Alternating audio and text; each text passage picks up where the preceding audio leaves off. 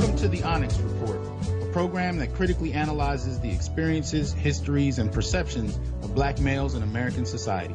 I'm Dr. Hasan Johnson, Associate Professor of Africana Studies at Fresno State, black male advocate, and black male studies scholar. In the program, we examine current events while engaging concepts ranging from institutionalized anti-black misandry to gynocentrism from a black masculinist perspective. Our goal is to remind people of black men's humanity. Call in after a half hour to the show at 310-928-7733. All right. Welcome back to the Onyx Report. I can definitely say that today we are back by popular demand. With my guest, who I will reintroduce in a moment. Although I think I can say at this point to my listeners that there's no introduction needed, but we will nevertheless do that.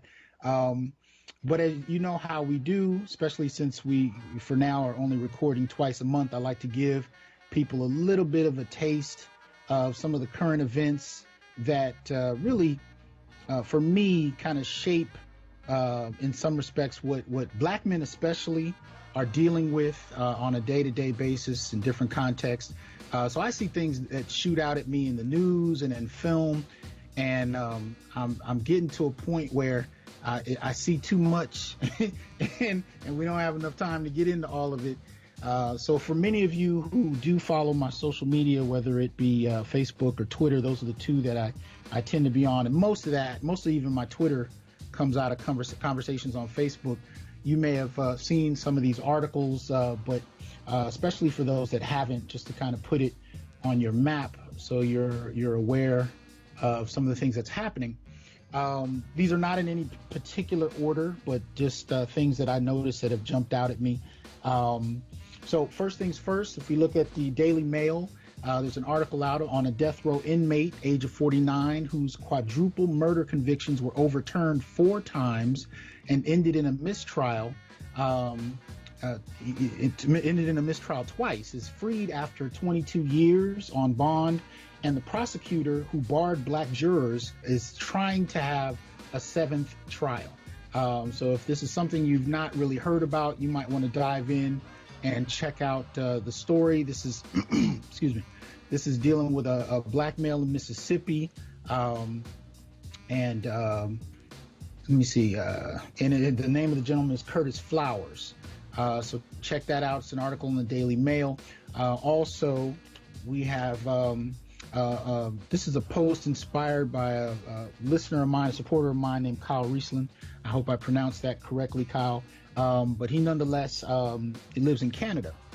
And in a conversation that was happening on one of my posts, a good colleague of mine was mentioning how much better it was in Canada. And Kyle jumped in and said, no, that's not necessarily the case. And so we found, he posted an article on Canada's black incarceration problem, particularly with black men.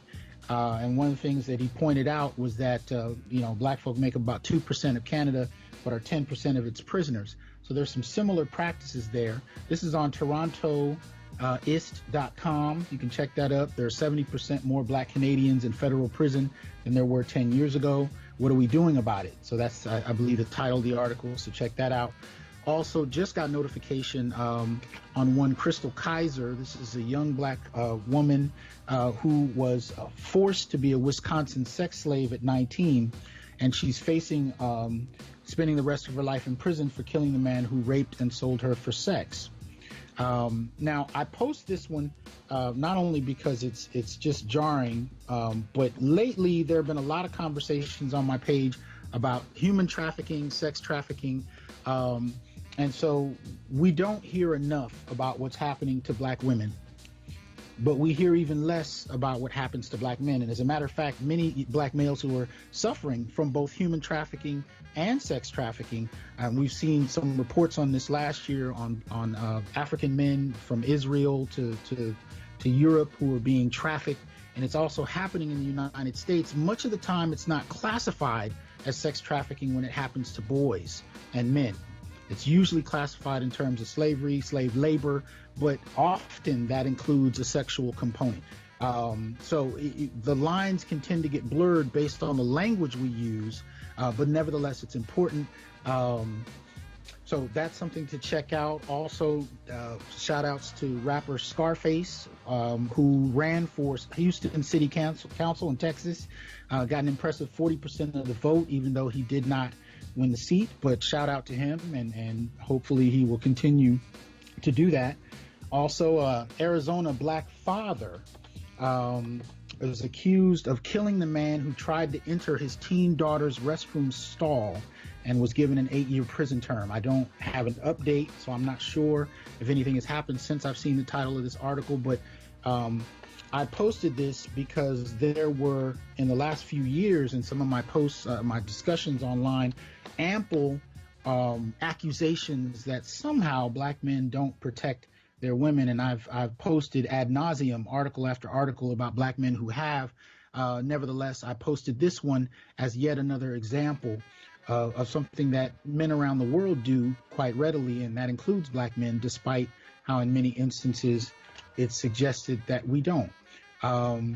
So there's that. The name of the gentleman, this was published 4 days ago on Fox5Atlanta.com. The defendant's name is Melvin Harris, 41, accepted a plea deal on a manslaughter charge after initially facing a second-degree murder charge in connection with the 2018 incident. So I guess that's the recent update on it. But again, you can go to Fox5Atlanta.com, and the article's title is Arizona Dad Accused of Killing Man Who Tried to Enter Teen Daughter's Restroom Stall Gets 8-year Prison Term. I can tell you I would be in prison as well, so I don't blame him in the slightest. Nevertheless, those are the type of protective measures that many black men engage. Also, we got an article on Fox40.com that posted on December 13th about a case in Stockton where a black mother and son were arrested for trafficking a missing Bay Area girl. Now, part of the reason I bring this up is when it comes to human trafficking, sex trafficking, prostitution, pimping, there's a narrative that I often ask my students for, and every year they can give it to me, that black men just pimp black women and this is the end of it. But what you'll actually find is when it comes to human trafficking and sex trafficking, that there's a startling number of women that are involved in this. This is not something that is isolated to black men. As a matter of fact, there's a paper on Springer that I can give some more information on, especially when I post this on YouTube, that shows that worldwide 38% of suspected perpetrators of human trafficking are female.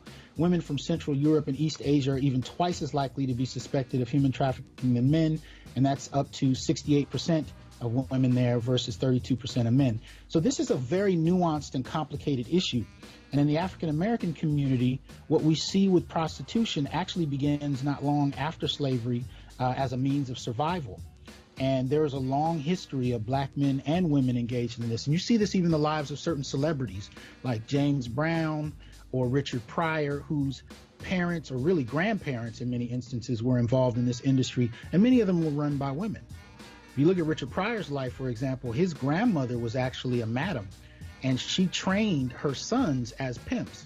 This is not an isolated occurrence. This is something that was in many instances done out of survival, yet nonetheless was not isolated to men doing something to women. This is a dynamic that's far more broad and nuanced, and yet the way we talk about it only implies that somehow this is something that, you know, violent, monstrous men do to each other.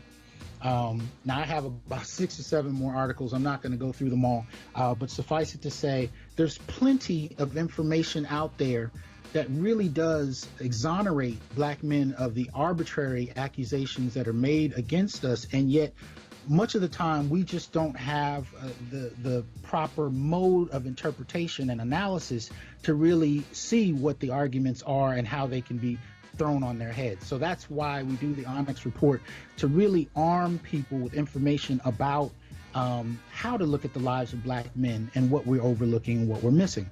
Now, my guest, who, if you've seen this post on YouTube, you know that the comment section was on fire, mainly from a lot of people that wanted to bring him back. And my only reply was, that's only if he's in the country, because the brother is all over the place. And I introduced him last time as a storyteller, and one of the things he let my audience know is that that was only the term, that was really one of the main terms he could use to give people here in the West a framework, a starting point to at least understand some of what he does, but that's only the tip of the iceberg. There's much more to what he does, and even much more to the storytelling itself that goes into what he does beyond that. One of the things that I like to brag about him on is he's been all over the world several times over, all countries in South America. I don't know how many people I can say that about. And Central America, Costa Rica, El Salvador, all throughout Mexico, Senegal, Mali, Gambia, Ghana, Guinea. He's been to France, Spain, Germany, Poland, Romania, Bulgaria, the Middle East. He just got back from Qatar, Beijing, China, Jamaica, the Dominican Republic. The brother's been all over the world after having started his own business 24 years ago, teaching himself at least how many languages? 3 or 4? 5. You see what I mean? What I mean? Every time, man, I talk about my brother like this, and people just look at me. This is the kind of cat that inspires me, and I don't know if he realizes how much he does so, but the brother is world renowned, multilingual, and there's nothing like seeing a brother especially an African American brother, on stage in another country speaking the native language and doing it fluently, and then getting on a plane coming back here, and folks have no idea. Come on, brother, that's enough, man. Come on now. You taking this on way too far. Just cut it short, brother. This is why I do this. Because I want black men especially to get into the habit of celebrating each other. And we don't. You're right. We don't. We don't know how to do that. We come out of a legacy, if anything, of competition and if anything, putting each other down. And this was something I think I mentioned before in terms of Dr. Joy Degree, Leary's work on post-traumatic slave syndrome. She talks about how, often we'll put each other down so as not to, increase white folk in particular's interest in using us, selling us, so on and so forth. So we've developed these habits without really thinking them through, and now we just do them. And in many ways, they're toxic and negative. And so I want us to get into the habit of celebrating one another, because much of the time we work in isolation, and for those that do achieve, they achieve in isolation. They're not necessarily celebrated. True. I can tell you the day I got tenure, which was like a 16-year process. I remember. Because I called you. I stopped by a comic book store. I got a couple comics, and I think I got some lemonade, and I went home and just chilled. And there was nothing wrong with that, but it wasn't exactly what I had imagined. There was no parade for Dr. Johnson, was it? There was no parade, especially with something that you spend years going after, and you don't even really think it's going to happen. You just keep one foot in front of the other, and the next thing you achieve something. But often the accolades aren't there. The celebration isn't there, and you don't even really know how to always celebrate for yourself. Right, and this is not unique to you. This is almost every brother listening can identify with what we're talking about, because when it comes to black men in this society, our accomplishments will always be diminished. Mm-hmm. And our accomplishments will always be compromised. So it's like the brother who made the movie Nat Turner, right? Mm-hmm. The brother made a beautiful movie. Yeah, made a beautiful movie. Mm-hmm. But there were those who sought to tarnish the film and his image and they had to search high and low to do it. But they did it, didn't they? Absolutely. Those who, again, follow me on social media know I take pictures of the theater when I walk in. And here in Fresno, I went to see that movie, and I took some students, but I went to see it maybe about 6 times. And each time the theater was bone empty, bone dry. Mm-hmm. Here in L.A., I went in L.A., and there was a 200-seat theater. There were 4 people in there. You see that? And tell me, did you ever think you would see a Nat Turner film, a big Hollywood Nat Turner film in your life? Well, I thought if I saw a Nat Turner film, it would be based on the William Styron novel. Not. Yeah, I never thought that I would see a black masculine figure on the screen, protecting and projecting his own agency. No, I really never thought that. I didn't. So again, I may do too much, especially for any of the brothers I interview. I try to big them up and give them the stage, mainly because I know, in many instances that doesn't happen. Like for you, it bothers me that you're more celebrated around the world than I think you should be here. Now that's just my opinion, but I'm like, but brother, Dr. Johnson, that's a part of our historical narrative. Exactly. If you start studying the brothers in the past, and this is one of the things that led me to construct my business plan, was I studied Paul Robeson. Okay, I studied Frederick Douglass and his trips abroad. I studied Baldwin and what he was doing abroad. I even got into Malcolm and what he was doing when he traveled. I wanted to know why it was, when all of these brothers traveled abroad, that they had these completely different experiences. And don't forget also, we're steeped in the research from the 20s and the 30s of, brothers like J.A. Rogers, who in Sex and Race talked about how black people were treated differently around the world. So I had a base understanding of this when I decided to make my business plan. And another thing that made me lean in the direction of looking internationally was I knew domestically that I lived under an oppressive system that no matter how brilliant I might be, it was going to try to compromise me in some way, shape, or form. So if I looked outside of the country, then I could grow my own wealth, my own being, my own spirit, my own soul without having to be compromised. And a lot of times I'll say, when we allow ourselves to be housed within the borders of this U.S., we're allowing ourselves in some way to be domesticated here. And because this is what we call our domestic versus international structures. But you didn't want to get in. I just went off on a tangent, but I'm sorry. I'm sorry. But this is your show. No. There's no such thing. We deal with it as it comes, and this is actually how we live, day to day. One of the things that I've been trying to put forth in the last month is, really 2 months, is the concept of what I call the sacred black masculine. And what I'm talking about there is that there is a way that we can actually pay attention to black men in the world who are actually doing the things, living the ways that are constructive, that are actually, beneficial, especially to family and those in need. And yet, as we've been talking about, they're not regarded. And so I've actually termed this sacred black masculine, and I've posted examples of everything from black men who are helping people to black men historically who've done things that they've not been lauded for. And I do that because there is an active push to put up a very particular construction in people's minds, a very particular construction of black males as animals, as monsters, so on and so forth. And this promotes, a dehumanizing view of black males, but one that is so deep-seated in terms of what people believe that it's shocking.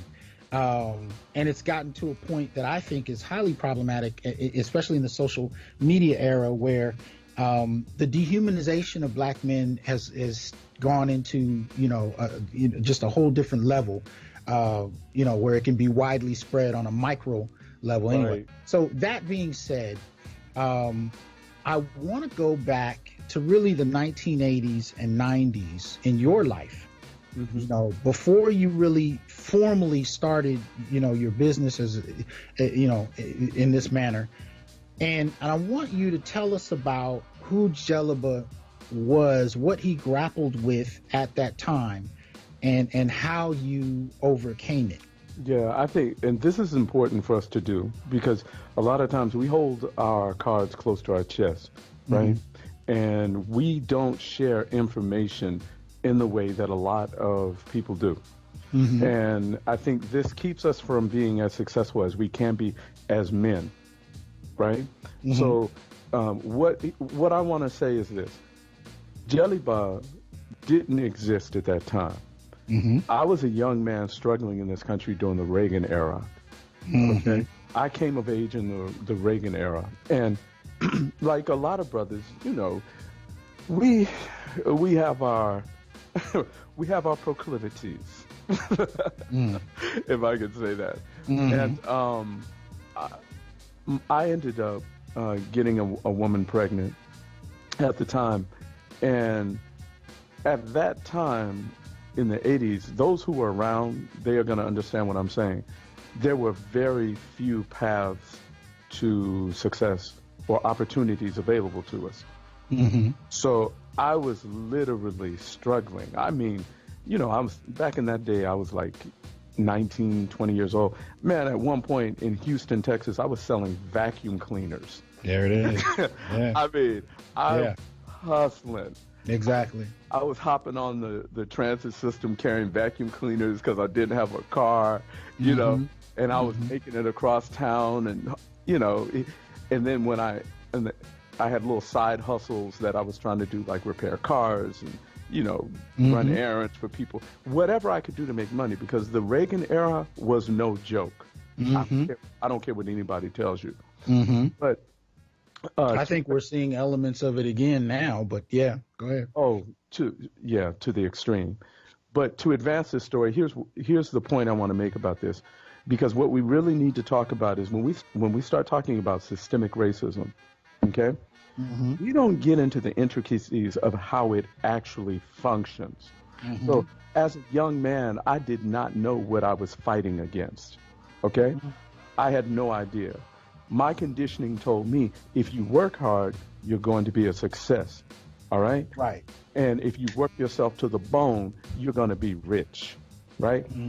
And also with that, as long as you believe, right?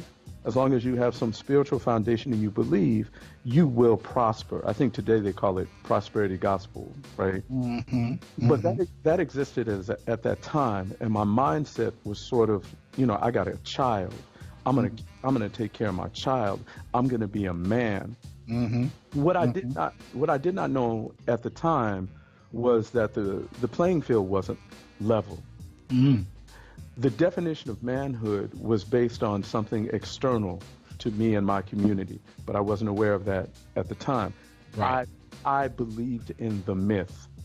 Okay. So I believed in the myth. So, needless to say, selling vacuum cleaners wasn't putting food on the table. All right? Right. And not to denigrate the woman I was with at the time, but she wanted more. She wanted so much more. And what I didn't know at the time was that because the playing field was not level, and I can't even say that because the deck was stacked against me as a young black man. Sure. Okay. I wasn't prepared for the things that were coming to me. So when we talk about systemic racism, it was Jim Crowism is there to keep me in my place. Yeah. Well, the last thing a fish sees is water, right? I didn't see it. And needless to say, our relationship began to deteriorate. But what I was not prepared for was the level of vitriol, hate, and the complicity that she was willing to go to partner with the system. Okay. In order to have her needs met. And I'm not being euphemistic here. I'm trying to find a way to say this where it's a way everyone can understand. So I ended up in court battles. Yes. For custody of my children, and this was the 80s. I'll say this, and then I'll answer whatever questions you want, because I think brothers have certain things that they want to know. But it took me years, but I successfully fought and won custody of my kids in the 80s. Good God. But what I had to go through What I had to go through, I literally had to walk through hell's fire to do that, to do it. Right. And there's a lot of brothers out there right now nodding their heads because they know exactly what I'm talking about. Let me give an example. Okay, I was young. I didn't have a lot of money, and attorneys will suck you dry. So once I had gotten the lay of the land, once I started to understand that no one was going to help me, I needed to help myself.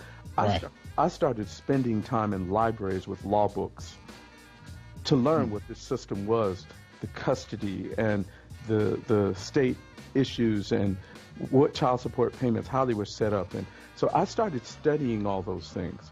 And I remember my last case, the case where I won custody, it was in South Carolina, of all places. I was in South Carolina.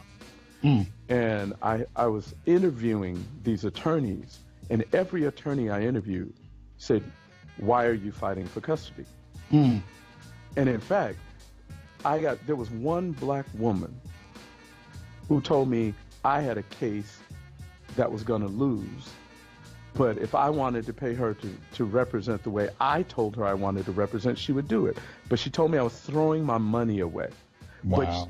But brother, she was willing for the money to do what I told her to do. So I wrote my own briefs. I wrote my own orders. I wrote everything. The sister, all she had to do was stand up in court and repeat what I wrote on paper. That's all she had to do. During the last court case, this sister is sitting in court, who I hired, right? And this is kind of funny. She's sitting in court, and the judge is looking through everything that I wrote up, and the case starts to turn my way. And the sister, the attorney, turns to me and she says, "It looks like you got a chance." Wow. But remember, she didn't believe in me. She didn't prepare anything. She had the degree. I didn't have the degree. Right? So I used her to represent me in court. But they thought she had written everything. But it was me who had written all the briefs. Okay? The judge in the end said there was such a compelling case, and he gave her all this credit for her brilliant briefs. And the sister sat there smiling and cheesing. And then when the judge threw the gavel down and gave me custody of my kids, that was all I needed. I didn't need the credit for the case. I need the credit for the case. What I needed was to work the system to my advantage to make sure that my kids were cared for in a way that they needed to be cared for. And this was the 80s. I mean, there's so much more to the story, but this just demonstrates what brothers are capable of when we begin to understand what we're dealing with. Well, but tell me this, though. Since you got custody, was there an issue of child support? Well, initially,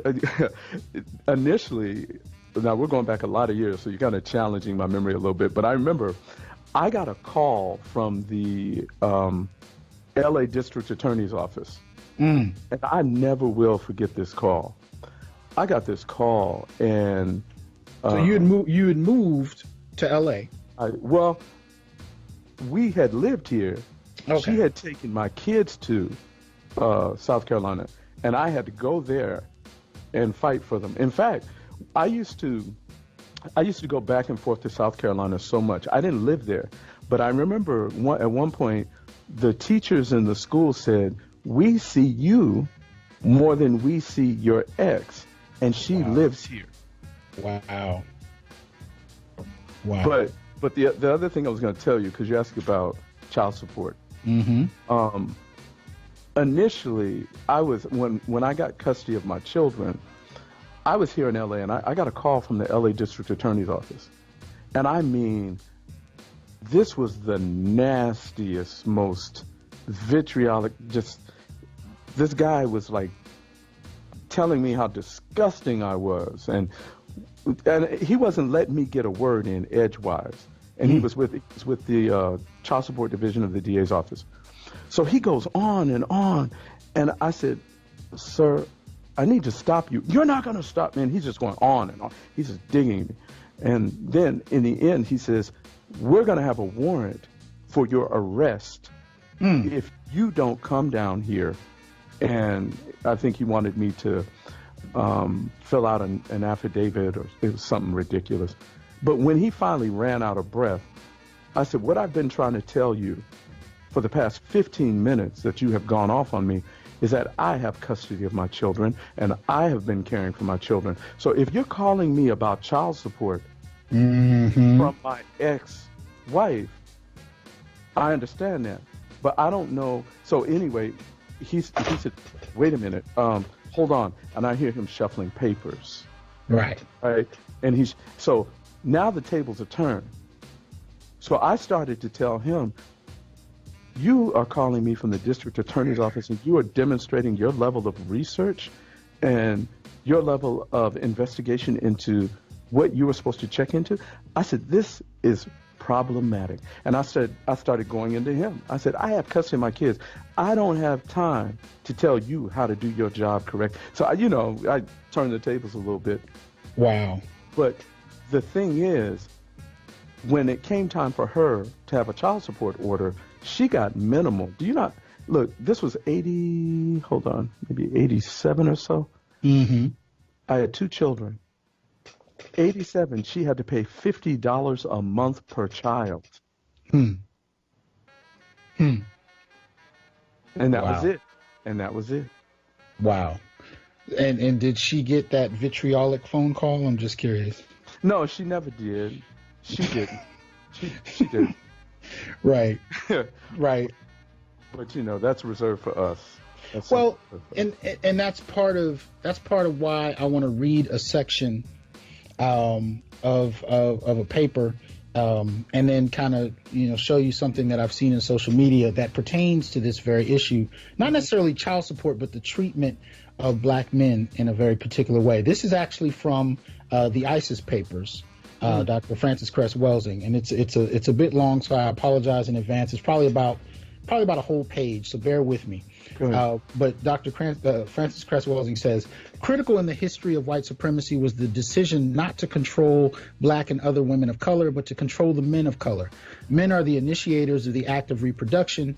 Ultimately, women are dependent upon their men for protection because of the greater physical strength of men compared to women. If one simply controls the men of a people, the women are controlled also. Thus, the white collective went about the business of systematically developing a plan and power mechanism worldwide to bring all of the world's men of color under their ultimate control.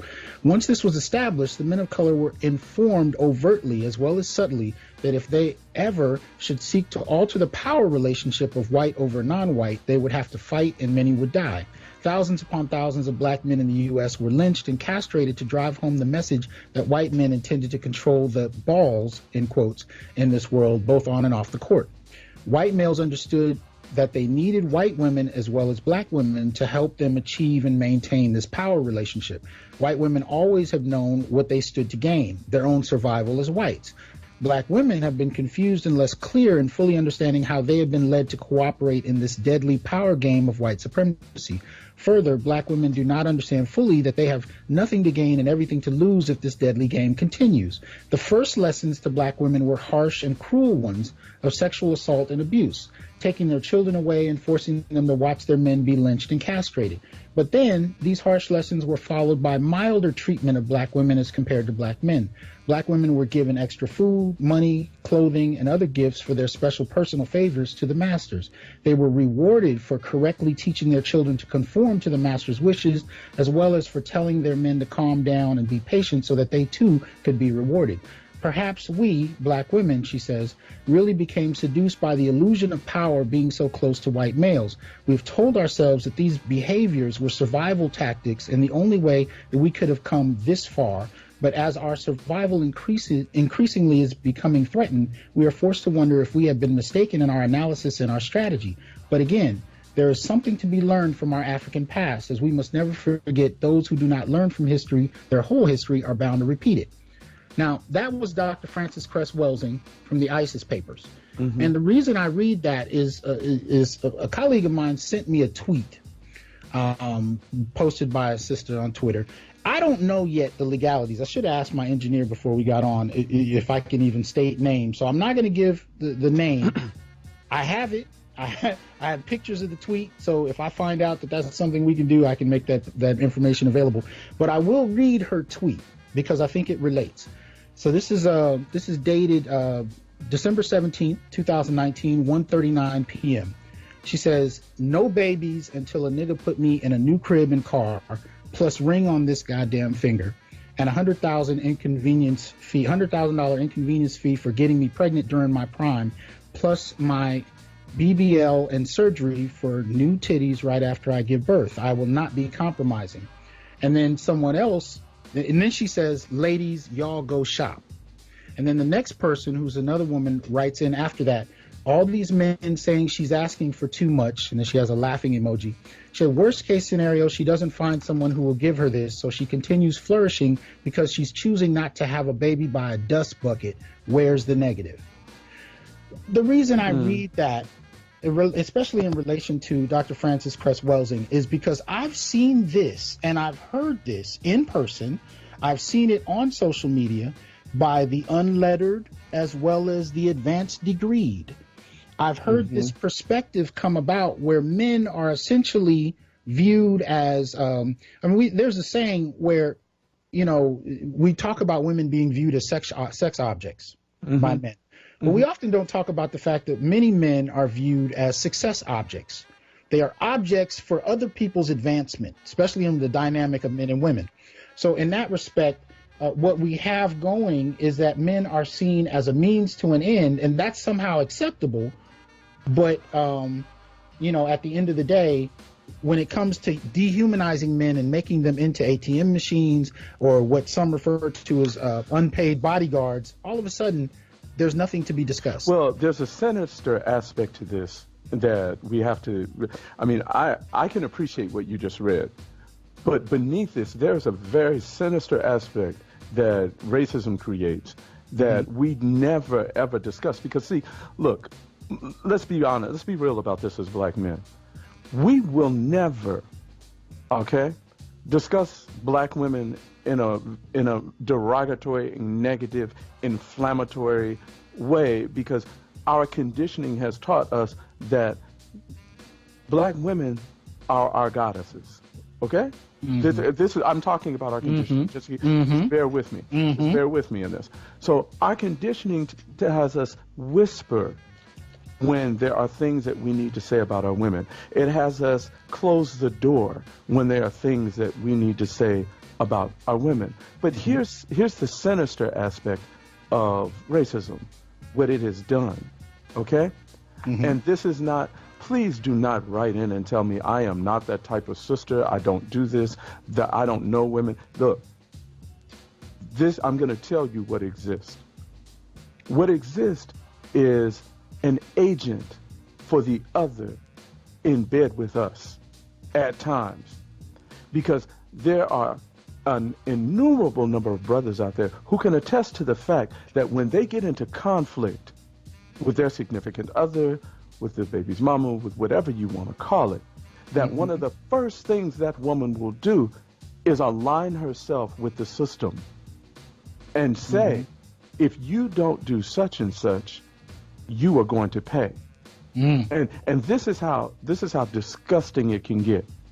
This is how disgusting it can get. I have seen women who, when they get into it with their with men, when they get into it with them, I have seen them call the police and say, he has a gun. When the brother doesn't have a gun. Now, what that tells me is there's some psychology here at play. What that tells me is there's a psychology here at play, right? Willing. Now, what does a woman who calls the police on you and say that you have a gun when you don't have a gun, what is she expecting to happen? I mean, tell me, what is she expecting to happen when they arrive? So all I'm saying is we have a dynamic that we have not been able to address effectively because we don't put these discussions on the table. Well, we're not allowed to have them, really. We're not allowed to have them.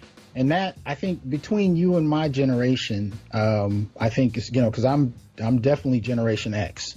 I was in grade school in the 80s during the time frame you're talking about. But I can definitely say with my generation, most of us were raised in single parent environments, and that was overwhelmingly single mothers. And I think what many of the boys learned was a hostility toward the absent fathers or fathers who didn't live with us, and we learned to revere mother.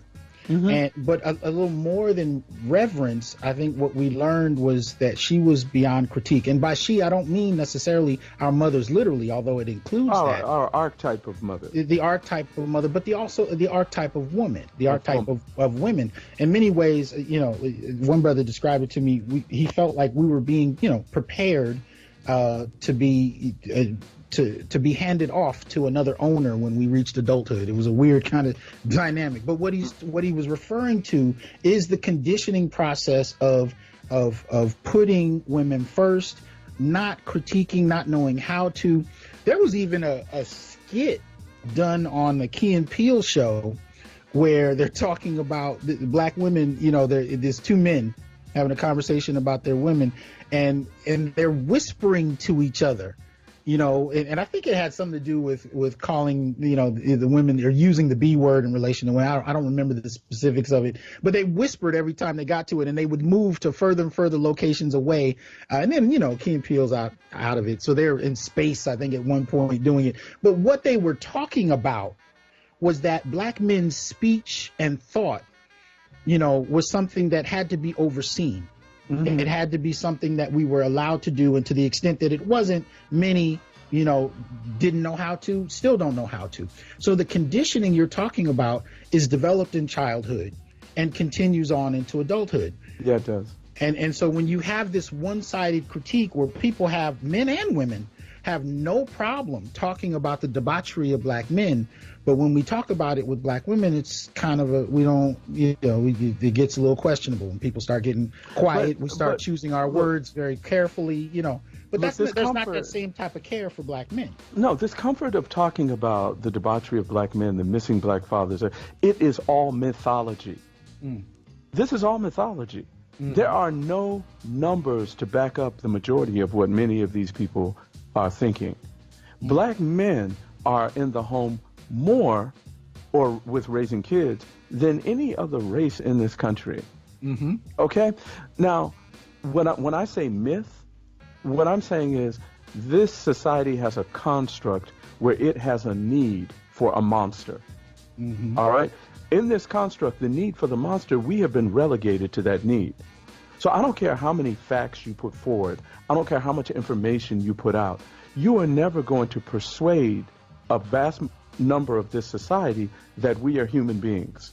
And I know this may sound inflammatory to people, and I know some people will say he's being hyperbolic, but we are literally, as black men, the Frankensteins of this society. We literally are. Now, you said something a moment ago I want to build off of, because you said no matter what the numbers. And the reason I want to say that was important is because when you talk about being the Frankenstein, being the boogeyman, there is an after effect of being seen as a boogeyman in a society like American society. And that after effect can actually be measured empirically, where it is justifiable for black men to be killed, to be dismissed, to be mistreated, and it's acceptable because we're the boogeymen. And even in our own community, even amongst black men themselves, we tend to be oblivious to what we've experienced.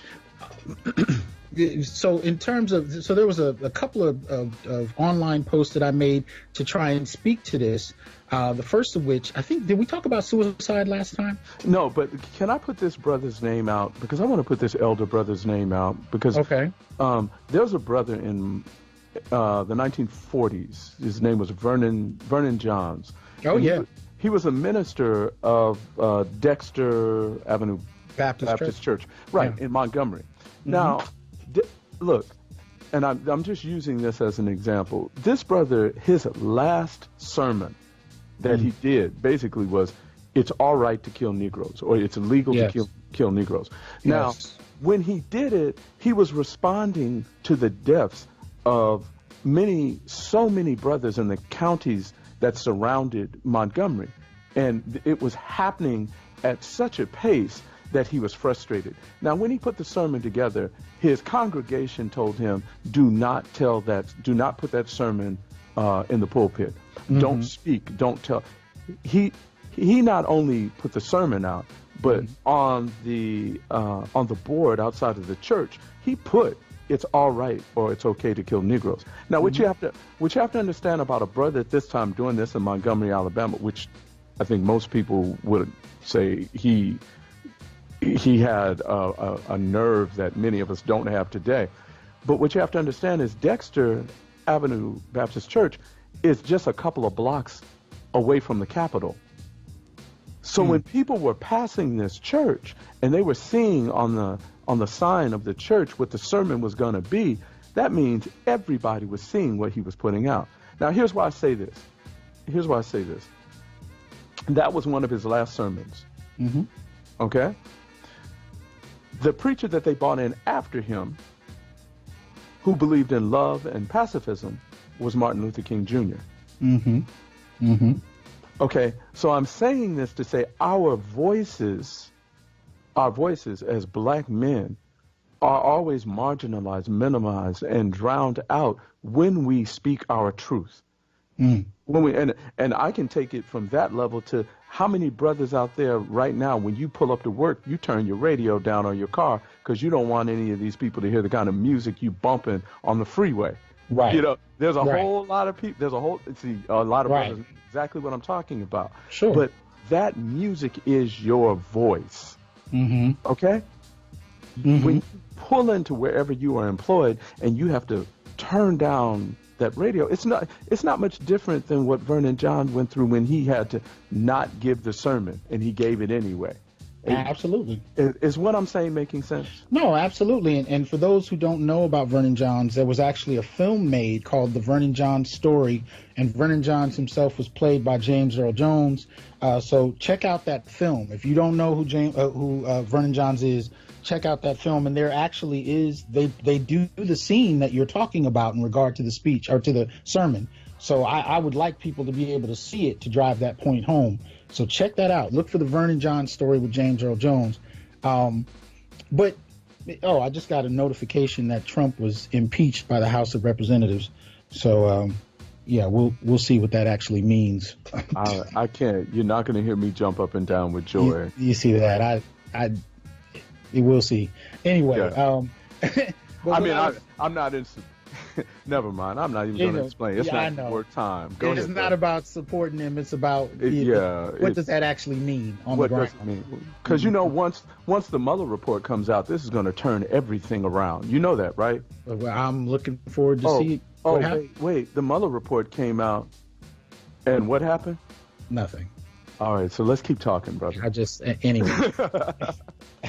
But what I was saying about numbers a moment ago, what I was trying to get at is when you look at the black male experience, because we've been boogeymen, the treatment and our overall experience is allowed to be such, and most of us, let alone our own community, will not really know about it. So, for example, and I have the sources for this. I'll try to remember to put them in the low bar on YouTube. And if you're on YouTube, please make sure you go on to Patreon. I'll put the link there as well and support the show. Give it a thumbs up and like the show so we can go ahead and get this out. But if you look at some of the data that's come out, right, we talk about the top 10 leading causes of death in the black community. I didn't remember if I brought this up last time. No, if I did, forgive me. I'm an old teacher. I sometimes repeat myself. But when we look at the top 10 causes of death, there have been some major shifts and some consistent shifts that many of us don't really know about. And that's basically one of the main things is that for years, black men tend to die at much younger ages, even than black women. And it's usually not until after the age of 65 that we start to see black women die at greater rates. Now, why am I comparing black men and women? Well, because if it's just a black issue, the issues and the date and the stats would be the same. But there is a qualitative difference between black men and women, and that difference is also reflected in black men's relationship with the state, with society as a whole. But because our issues tend to be more dramatic than even black women's, according to the data, that suggests that there's need for dialogue and analysis about black men that many of us are shunned and shamed into not having. So I continue. In terms of the top 10 leading causes of death, heart disease has always been number one across race. But we tend to notice that black women die from heart disease at greater numbers than black men, even though it's usually past the age of 65 and a significant number of black men are already dead at that point. This year, for the very first time, top 10 leading causes of death from 1999 to 2017, black men exceed black women in heart disease.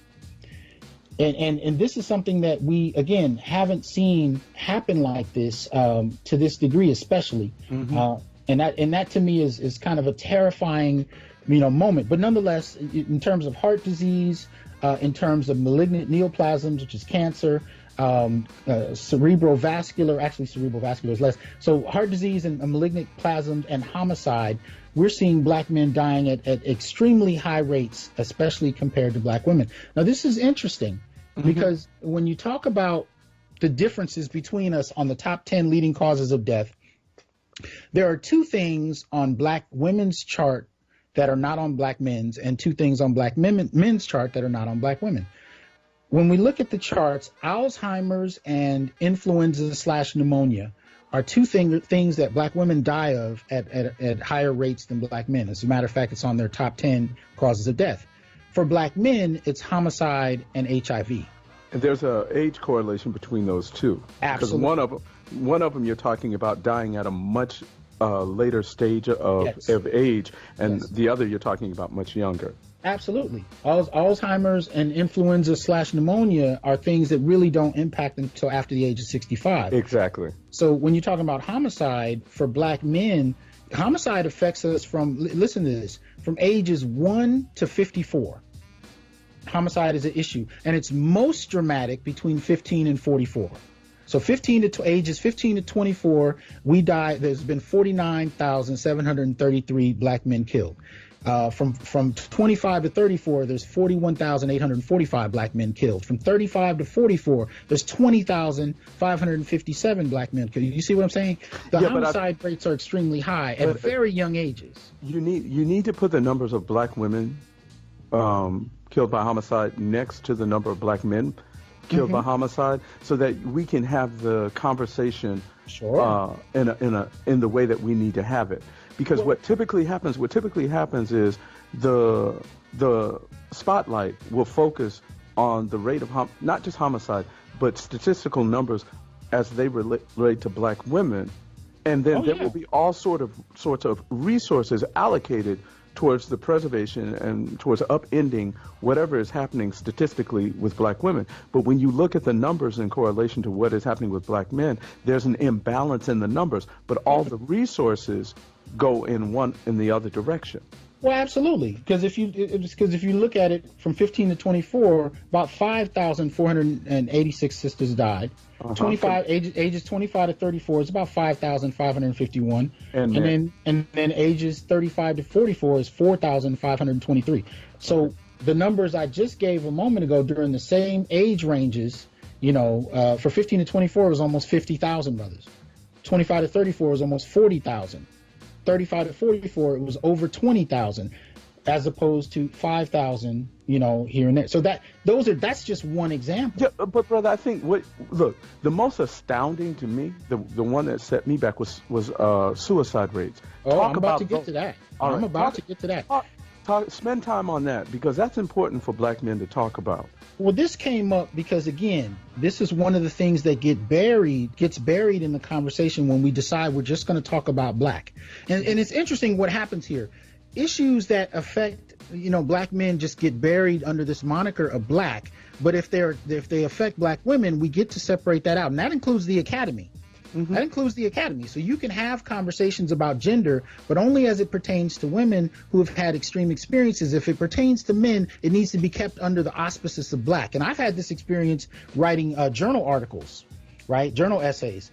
And I've had editors tell me, you can't say this about black men. You have to label this a black problem, unless you're talking about black women. So in terms of suicide, one of the things I point out from the same time frame, 1999 to 2017, 18 years, what we've seen with suicide is there's been about 3,294 black females, because it's across age, that have committed suicide. In the same time period, there's been about 23,295 black males who committed suicide. Almost 20,000 more to the number. Let's just stop for a moment, because I didn't know you were going to go, and I was hoping you did, and I was hoping you had those numbers. But let's just stop there for a moment, and let's just think about that. All right? 23,295 black men die of suicide. In that same period, 3,294 black females die of suicide. Okay, now, here's what happens when we attempt to have these conversations. Okay, the voices of opposition rise up and say, why are you comparing numbers?